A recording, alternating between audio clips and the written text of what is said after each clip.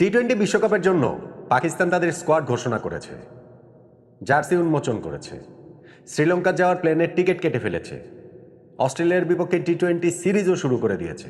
অথচ তারা নাকি টি-20 বিশ্বকাপ খেলবে না। তারা নাকি বাংলাদেশের সমর্থনে টি-20 বিশ্বকাপ থেকে নিজেদের নাম প্রত্যাহার করে নিচ্ছে।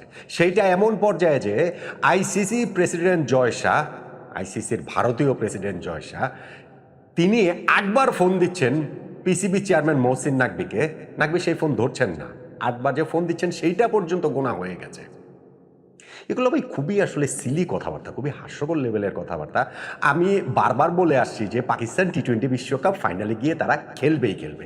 এমনকি তারা যদি ঘোষণা দেয় খেলবো না, তাও তারা আসলে খেলবে। একটু নাটক টাটক করছে, এর বাইরে আর কিছু নয়। যাক, সেগুলো নিয়ে তো আলোচনা অনেক ভিডিওতে করি, সেটা করার রয়েছে। এই ভিডিওর আলোচনা সেটা নয়। ওই যে পাকিস্তান কি কি করছে ওয়ার্ল্ড কাপকে সামনে রেখে, অস্ট্রেলিয়ার বিপক্ষে এই টি-20 সিরিজটা কিন্তু তারই অন্তর্ভুক্ত।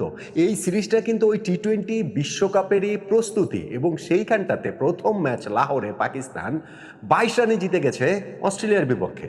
তো অস্ট্রেলিয়ার বিপক্ষে সিরিজ প্রস্তুতি, প্রথম ম্যাচ জিতে গেছে। যদি সিরিজটা তারা জিততে পারে, এরকম একটা অবস্থায় থাকা দল টি-20 বিশ্বকাপে নিঃসন্দেহে শিরোপা জয়ের জন্যই পাকিস্তান যাবে।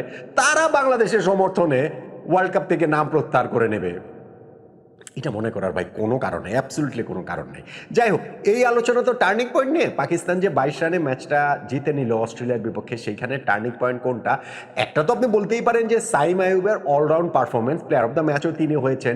যে 22 বলে 40 রানের একটা ইনিংস খেলেছেন ব্যাটিং ইনিংসের শুরুতে, আবার বোলিং ইনিংসের শুরুতে যে তিনি 2টা উইকেট তুলে নিয়েছেন এই অস্ট্রেলিয়ার 2 ওপেনার, যার মধ্যে ট্রাভিস হেডও রয়েছেন। ফলে এইটা তো তিনি ডিসাইসিভ এবং রোলটা প্লে করেছেন, প্লেয়ার অফ দ্য ম্যাচও হয়েছেন। টার্নিং পয়েন্ট আসলে কোনটা? পাকিস্তান আগে ব্যাটিং করে 168 রান তুলেছে। সেই রান তাড়া করে অস্ট্রেলিয়ার পক্ষে জেতাটাকে একেবারে অসম্ভব ছিল, আমার কাছে সেটা মনে হয় না। এবং এই যে 168 রান তুলেছে, সেইখানে সাইম আইয়ুবের রোলটাও কিন্তু গুরুত্বপূর্ণ। আপনি স্পেশালি যখন ভাববেন যে ইনিংসের, ম্যাচেরই ইনফ্যাক্ট প্রথম বলটাতে শাহিজাদা ফারহান বার্লেটকে তিনি ফিরতি ক্যাচ দিয়ে আউট হয়ে গেলেন, সেইখান থেকে একটা 74 রানের পার্টনারশিপ করেছেন সাইম আইয়ুব ও সালমান আলী আগা, এবং সেই পার্টনারশিপটা ব্রেক করেছেন অস্ট্রেলিয়ার লেগ স্পিনার অ্যাডাম জাম্পা। তিনি এই দুইজনকেই ইনফ্যাক্ট আউট করেছেন। সাইম আইয়ুব 22 বলে 40 করেছেন, 27 বলে 39 করেছেন সালমান আগা। এরপরে এরকম একটা স্টার্ট তারা এনে দিয়েছেন, কিন্তু এর উপরে দাঁড়িয়ে প্যাথেটিক ব্যাটিং করেছেন টি-20 ফরম্যাট বিবেচনায় করলে বাবর আজম ও ফখর জামান। বাবর আজম তিনি 20 বল খেলে করেছেন 24 রান, তার মধ্যে বোধহয় প্রথম 15 বলে ছিল হচ্ছে 14 রান, লাস্টে তাও কিছুটা, শেষ 5 বলে 10 রান করে একটুখানি কাভার করেছেন, বাট স্টিল 20 বলে 24 রান এখনকার টি-20 ক্রিকেটে এটা কি চলে? আবার ফখর জামান তিনি 16 বল খেলে করেছেন মাত্র 10 রান, এখনকার টি-20 ক্রিকেটে এটা কি চলে বলেন তো দেখি?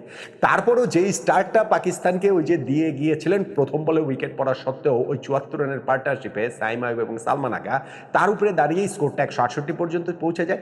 শেষ দিকে গিয়ে উসমান খান 14 বলে 18 রানের একটা ইনিংস খেলেছেন, 15 বলে হচ্ছে গিয়ে এরকম 14 বলে 15 রান পর্যন্ত একটা ইনিংস মোহাম্মদ নওয়াজের, ফলে তাদের স্কোরটা 168 পর্যন্ত যায়। এখন আমি যেটা বলছিলাম, 168 তারা করে অস্ট্রেলিয়ার পক্ষে কি জেতা সম্ভব ছিল না? সম্ভব ছিল, কিন্তু সেই জন্য ট্রাভিস হেডকে জ্বলে উঠতে হবে, হতো আর কি। ট্রাভিস হেড এই দলটার ক্যাপ্টেন্সি করছেন। আজকে যেমন টি-20 ফরম্যাটে অস্ট্রেলিয়ার 3 জনের ডেবু হয়েছে, ফলে ট্রাভিস হেডের একটা গুড স্টার্ট গুরুত্বপূর্ণ ছিল। হ্যাঁ, সাইম আইয়ুব বল হাতে নিয়ে প্রথম ওভারটাতেই হেডের পার্টনারকে আউট করে দিয়েছেন ইনিংসে, সেটা সেকেন্ড ওভার।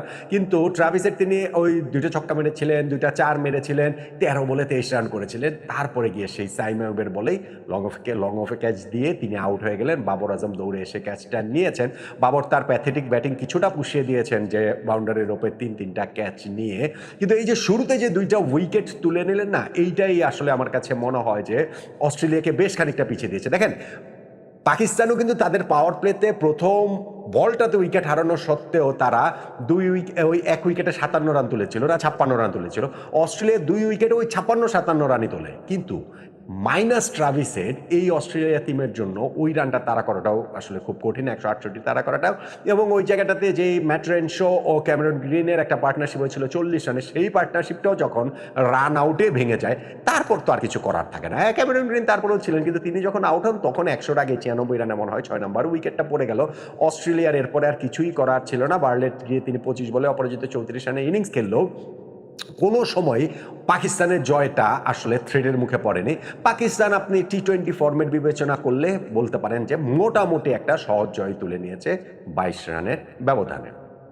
তাহলে পাকিস্তান যে এই ৩ ম্যাচের টি-20 সিরিজের প্রথম খেলাটায় লাহোরে অস্ট্রেলিয়ার বিপক্ষে ২২ রানের জয় পেল, সেইখানে টার্নিং পয়েন্ট কোনটা? আমার কাছে টার্নিং পয়েন্ট বল হাতে সাইম আইয়ুব যে প্রথম ২ ওভারে অস্ট্রেলিয়ার ২ ওপেনারের উইকেট তুলে নিলেন, যার মধ্যে ট্রাভিস হেডের উইকেটটাও রয়েছে। সেইটাই আমার কাছে মনে হচ্ছে এই ম্যাচে পাকিস্তানের জয়ের টার্নিং পয়েন্ট। আমার ধারণা আপনি আমার সঙ্গে